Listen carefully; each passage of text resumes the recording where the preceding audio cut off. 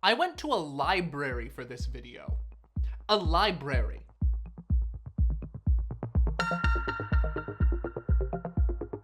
Hello viewers, I am Matt Finish and welcome back to my channel. If you're new here, this is a place where we debunk conspiracy theories. We debunk them hard. Soul Trap. It is not a music genre that I'm too old to know about. I checked. The Soul Trap conspiracy is a theory that human beings have been tricked into a cycle of life, misery, death, and reincarnation. All so that our lizard overlords can feast upon our delicious mortal suffering.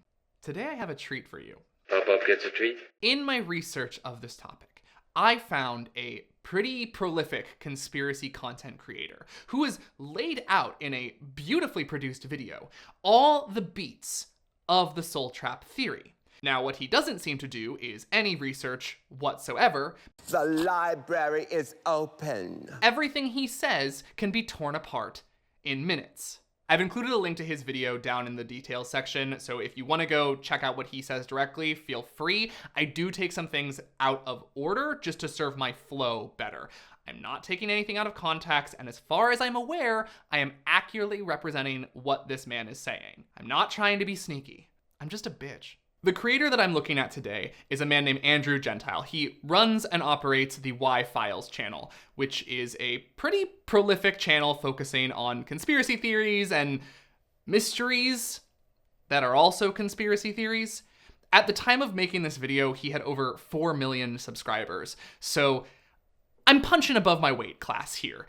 I'd really appreciate that like and subscribe. I have a feeling I might get some negative comments on this one, so everything helps. To save us a little time and also try to protect myself from copyright strikes, the first 6 minutes of Andrew's video are talking about common myths that take place in the world. Great. He takes that time before getting to his first point. Stories about the Anunnaki might not be myths. The stories might be history. The Anunnaki, the Sumerian gods, are apparently not myth, but actual aliens who control the world behind closed doors. This isn't a new claim, as Andrew himself points out. Zecharia Sitchin, in his book The 12th Planet, claims the Anunnaki are actually aliens. Zecharia Sitchin is an author/conspiracy theorist who claims to have found evidence for his ancient aliens theory in fragments of Sumerian tablets that he translated. Now, there's only one problem with Sitchin's theory. There's actually a lot of problems with Sitchin's theory, but there's one we're gonna focus on. Sitchin did not read or understand ancient Sumerian, at least not as well as he thought. Megan Lewis, who is, well, I'll let her speak for herself, a trained Assyriologist, meaning that she knows more about ancient Mesopotamia than any one person truly should. So she knows what she's talking about. Megan gives a really great interview about all of this, but to summarize, besides taking the cuneiform that he was reading out of the context that it was meant to be delivered in, he also didn't understand the grammatical structure of ancient Sumerian. He would break apart things that meant one thing into their components, those components all meaning something different. Megan does a much better job of explaining this. Check out her video if you're interested. Regardless of Sitchin's having no understanding of what he was actually doing, his work has been passed along as gospel and will be the foundation for most of the ancient aliens movement moving forward. To provide further evidence for the ancient aliens conspiracy, Andrew cites this Zulu creation myth. There is an ancient Zulu legend about two brothers named Wawani and Mpanku, who were from an alien race with scaly skin. Here's the problem, though. This myth has no basis in the Zulu oral tradition. It is only said by one person, Vasama Zulu Credo Mutwa, and he is a hard nut to crack. His traditions of Zulu medicine practices are considered to be very faithful to the culture and heritage that he comes from. But as far as his myths go, there is not a single reputable scholar who will back them up as having any foundation in the lineage of Zulu culture. This myth that he cites about two brothers, he made it up. It's not recorded anywhere, and yes, Zulu is an oral tradition, but other people who pass down that tradition do not know of it. He is also an ancient alien conspiracy theorist. So that's awfully convenient. Andrew doubles down on the ancient aliens bullshit, citing David Icke. Icke is a prolific conspiracy theorist and in many ways the spiritual successor to Zecharia Sitchin's. Icke is also a rampant anti-Semite. He has in the past pushed anti-Semitic propaganda and is doing it again. Icke has written over 20 books about various conspiracy theories. He's my hero. Because why not? Andrew lists off some of Icke's conspiracy theories, but the one that's important to us is that lizard people are very real. They run the government and control our reality. They also have technology that can alter our perception of reality, and they use that so that when we die, we are tricked to be reincarnated so that they can feed on our souls over and over and over again. I cannot prove what happens after we die. No one can. I can't even prove if we have a soul.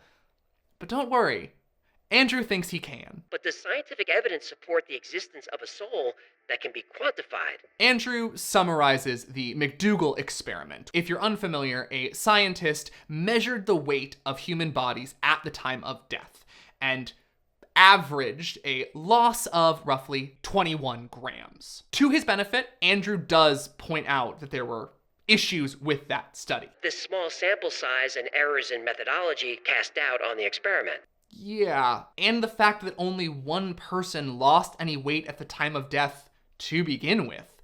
That's not an average, that's a statistical outlier. All modern science thinks McDougall's experiment is bullshit. And he killed 15 dogs trying to recreate the results of his first experiment. Those dogs who recorded 0 weight loss at the time of death, so either the experiment's bullshit, or dogs don't have a soul, which we just know isn't true. All dogs go to heaven. Andrew seems to know that this experiment is not good, so he posits something else. What if the soul isn't physical? According to new theories using quantum physics, the soul may exist in another dimension beyond our normal space-time. I genuinely don't know what theories Andrew is talking about because he has 3 sources in his video: a conspiracy forum, a conspiracy website, and Wikipedia. It's honestly a recurring thread in this video where I have to do more work to research what he's even talking about than I do to disprove it. Regardless, I think he's talking about biocentrism. Biocentrism is actually a very cool philosophy that uses quantum physics to try to say that our minds create reality. When you take it as just a way to experience your life, it's kind of cool. It in no way is proven by science. Despite that, every couple years, an article will recirculate saying that scientists have proven the afterlife. They didn't. Here's what physicist Sean Carroll had to say about this particular topic. The real problem with the attempt to put life at the center of how we understand quantum mechanics is that no definition of life is ever offered. These theories are hard to attack because there's no there. All you have are some fuzzy words and fast talk. In Andrew's defense, he never says he's talking about biocentrism. But he doesn't say what he's talking about at all. Until he tells me what theory he's talking about, I'm staying with that one. Taking for granted there are aliens trying to trap our souls, and taking for granted we have souls to trap, why? According to Andrew, or maybe Icke, he gets very blurry with who's saying what. When the aliens created humans, they accidentally gave us emotions. And these emotions are like a drug to the aliens. And the best drug of all is negative emotions. So they want to keep us as miserable as possible so that when we die, our juicy, depressed souls get sent up to the moon to be soul captured and recycled. Yes, you heard me right. The moon. The moon is weird. A big part of Soul Trap conspiracy is Hollow Moon conspiracy. Oh, it's fun. According to Andrew's sources, all of the soul harvesting and processing is happening on the moon, which is in fact not a moon at all. Andrew goes on to quote some Greek and Roman writers who talk about Arcadia being a land that existed before the moon in order to establish that the history of the moon is different from what we've been taught. Now, there are several interpretations by Greek scholars on what that actually means. Now, most of them, I think all of them, but I don't use absolutes. Only a Sith deals in absolutes. But most of them agree that they are not saying Arcadia actually existed before the moon. Some of them think it is just mythic. A mythic history, like how some indigenous tribes in North America have legends of being sculpted out of clay. But there are also other interpretations. One scholar thinks that possibly this was a term used because the Arcadians had been pivotal in a battle before the moon rose. Some think that because Arcadia was supposed to be the home of the moon goddess, they're actually saying that Arcadia was so old they existed before she was a goddess and rose to divinity. And some people even think it's just shit talkers and saying the people of Arcadia are so barbaric and don't know how to be civilized. We don't know which, if any of these are true, but considering that we have found cave paintings that seem to hint at a lunar calendar dated some 37,000 years ago, it's pretty certain that the people of Arcadia did not exist before then, which would have to be true for this to be real. Then we get some quotes about Tiwanaku, the archaeological site in Bolivia. In the ancient site of Tiwanaku in Bolivia, there are symbols that depict the moon coming into orbit. And here Andrew is just wrong. There are no images that depict anything of the sort.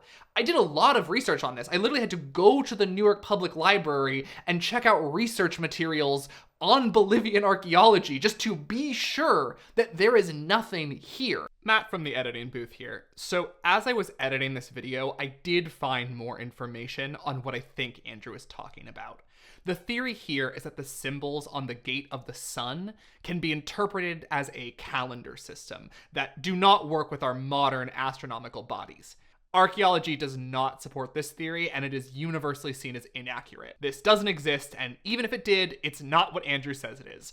My best guess is that Andrew is pointing towards the pseudo-archaeologist Arthur Ponzanski, who used dubious means to suggest that Tiwanaku was actually 17,000 years old, that dated well before any known civilization in the area. The problem is that that's not true.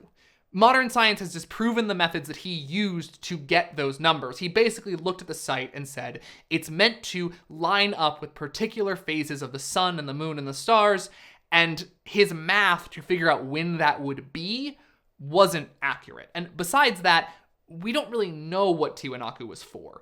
Zecharia Sitchin, our best friend in conspiracy, took that and slotted it into his ancient aliens theory, saying that if Tiwanaku was this old, then it must have played a role in ancient alien upbringing. Sitchin himself points mainly to myths in the area of gods bringing forth the moon out of Lake Titicaca, but they also claim that the stars and sun were pulled out of that lake. So that doesn't make sense as a piece of evidence to prove that this site in Bolivia existed before the moon. The only references I can find, in fact, to this idea that there are images at Tiwanaku that suggest this are from conspiracy websites. This one in particular seems to have been a heavy influence for Andrew's script of this entire section. Andrew also brings up the prevalence of the moon as a symbol in Buddhist art, specifically the Wheel of Life. And yes, the moon is used in Buddhist symbology, but Andrew has taken the Buddhist symbology entirely out of context. In Buddhist mythic history, the Buddha was born and reached enlightenment on the full moon. Pointing towards the moon in this art is pointing towards enlightenment. Sure, you could take that out of context and say the enlightenment is that the moon is a soul-stealing spaceship, but I don't think there's any historical evidence to say that's what this art is trying to say. It doesn't matter if people existed before the moon. This whole theory assumes that aliens made people anyway. They could have just brought the moon with them before they made the first person. But, Andrew, you must have some evidence of what's happening on the moon. That is the Soul Cube on the moon.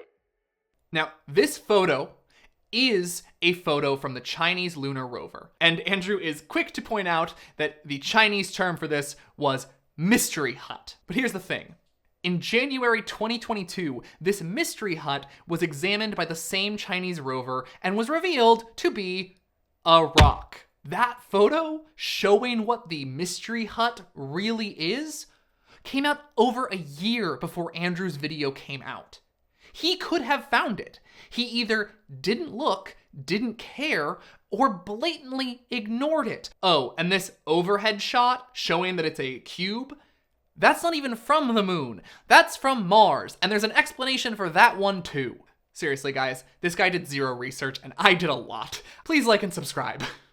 Next, we jump to John Lear, a pilot/conspiracy theorist/nepo baby, who has used his ample free time and inherited fortune to talk about the moon some more. Let's hear what he has to say. The Soul Catcher is the 6 mile high tower in the middle of Sinus Meadow, and the famous photo that Richard found. I think that tower is what I call the Soul Catcher. This tower image that Lear is talking about, sure, it looks like a tower, except it's not. It's been shown to be two craters that are sitting close to each other and casting a shadow that gives the illusion of depth. Here you can see the same craters with a different shadow happening on them, and you can see very clearly what's happening. That explanation has been around since 2016, by the way.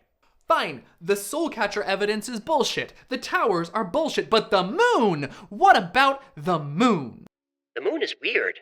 Okay, we're gonna go rapid fire through this because it's a lot. I may go over these things quick, but if you want to read more, all of my sources are down in the description. The moon's orbit is extremely close to the Earth. The moon is so close to the Earth because it was likely formed when a large planet-sized astronomical body collided with Earth at its beginning. And this proximity has made total solar eclipses possible. This is an unbelievable coincidence. Some might say impossible. It's not impossible because it's happening. Improbable is the word you're looking for. There are planets in our solar system that have full solar eclipses. That's not unique. What's unique is that our moon is the right distance and size to give us that characteristic corona around the moon when it's in a solar eclipse. But this will change. The moon was once much closer to the Earth and is slowly moving farther and farther away. Eventually, we won't have that iconic solar eclipse anymore. It's not only too close, it's too big. This is also not seen anywhere else. This is technically true, but the way that Andrew says it is misleading. We don't know the size of moons outside of our galaxy. We just can't detect them. We're pretty sure there's a lot of them, but we don't know for certain. I will give him the Earth's moon is relatively large compared to our solar system. That is true. The moon is so large because of how it was formed. But there's nothing suspicious happening mathematically with the size of the moon. Scientists can model how they think it formed and the math checks out. Also, it's a little bit of a chicken and egg because some scientists think that existence of life on our planet was made possible by the moon, by it exerting those gravitational forces and churning the water, so to speak. It created a situation where life could exist. So yeah, the moon is big for our planet, but if it wasn't, we probably wouldn't be here. The moon does wobble a little bit, but its orbit is one of the most perfectly circular that's ever been seen. According to NASA, the moon's orbit is elliptical, but sometimes appears circular. That's all I can find on this. The only places that mention that the moon's orbit is too circular are conspiracy theory websites. The moon is also precisely locked in orbit. This is also highly unusual among moons and planets. The moon is tidally locked. That is true, but that's not unusual in the solar system. All of Jupiter's moons are tidally locked. I believe some of Saturn's are, and Pluto and Charon are as well, but I know that's not a planet. Justice for Pluto. Apollo 12 launched as NASA's second manned mission to the moon. The astronauts then intentionally crashed their ascent stage module into the moon to gather seismic data. The moon was famously described as ringing like a bell. This one is another random factoid that has a little bit of truth to it, but has been spread around by conspiracy theorists. Yes, the seismic activity on the moon is different than Earth, but this phenomenon is understood, and it has nothing to do with the moon being hollow. This theory is supported by the still classified Apollo 17 project called Chapel Bell. Yes, the Chapel Bell program, as it relates to Apollo 12, is classified. But we do know that a program was declassified in 2010 that also had the name Chapel Bell. It was related to a specific type of radar that, to be honest, I don't understand, but it's there. Now, sleuths on the internet have speculated to death how this relates to the Apollo Chapel Bell, and they think they have a pretty good explanation for it. In fact, people on conspiracy websites are saying this one's closed, which if you know any conspiracy theorists, they don't ever admit defeat. When an asteroid impacts a moon or planet, it leaves a crater. The bigger the asteroid, the deeper the crater, right? Yeah, you would think that a bigger asteroid would leave a deeper crater, and to a certain point, that is true. But it's not a direct one-to-one. The physics involved for when a larger object impacts something like the moon are well modeled and documented. That's what we see on the moon, and it's not a mystery. No scientist is saying they don't understand this process. The only source Andrew points to on this is a site dedicated to the moon being hollow. Now, this could be explained by a rigid, impenetrable outer shell encasing the moon. It could also be by space lasers that destroy asteroids when they get too close, if we're just saying random things that could happen. The lunar orbiter experiments vastly improved our knowledge of the moon's gravitational field, indicating the frightening possibility that the moon might be hollow. The only places I could find this quote were on conspiracy theory websites. Fine. So I found the original paper. First red flag was that the quote was truncated. There's more text going beyond it, but it's referencing a paper full of math that I don't understand. So I did what any person with no self-respect would do. I emailed the scientist who originally said it. I explained to him, there is a quote of you going around the internet, and people are saying you are saying the moon is hollow. It is my understanding that you are saying nothing of the sort. Would you care to comment? This very nice professor took the time out of his day to respond to me and did confirm he was not saying the moon was hollow. Now, this is my interpretation. I think this dude was being shady towards a previous scientist. You see, in the 1960s, a scientist had run some math to calculate the density of the moon, and he came up with the startling realization that the moon was hollow. Now, he knew that that wasn't right. He didn't know why his numbers weren't right, but he knew something was off. It turns out that he did not calculate for the non-uniformity of the Earth's rotation. And once that was corrected, his numbers said nothing of the sort. Dr. Solomon's paper, with the quote that's being referenced, is actually pointed to as correcting the math that solved this problem. Not only is this man not saying the moon is hollow, he's actively proving that it isn't. I genuinely think this scientist who people are quoting was actually just making fun of a previous scientist who said the moon was hollow on accident. Now, there are scientific explanations for all of this, but to be honest, they fall short. Then why are we here, Andrew? These scientific explanations don't fall short. They just don't align with what you think is true. You don't have any facts to back up what you're saying, so you just repeat half-truths, misquotes, and blatant lies over and over again until we think you know what you're talking about. When we take apart the claims of this creator bit by bit, we see that there's absolutely no truth there. There is just a bunch of regurgitated nonsense passed around the internet and accepted as fact, and there is certainly no research or effort being done whatsoever. Andrew ends his video with a kind of pseudo call to action of choosing joy instead of letting the lizard people make you angry, because that's what they want. I don't buy that. This person just spent 30 minutes explaining to us a secret conspiracy that we have no control over, in which we are essentially slaves, but then just wants us to be happy about it? Unless, of course, Andrew doesn't believe this at all. Maybe he did do some research. Maybe he realized how weak a foundation the arguments for this conspiracy are. And maybe he isn't just asking questions, but is instead profiting off distributing conspiracy theorists like some kind of New Age snake oil. And on that note, thank you for watching. Please like and subscribe, and I will see you guys in the next video. Bye!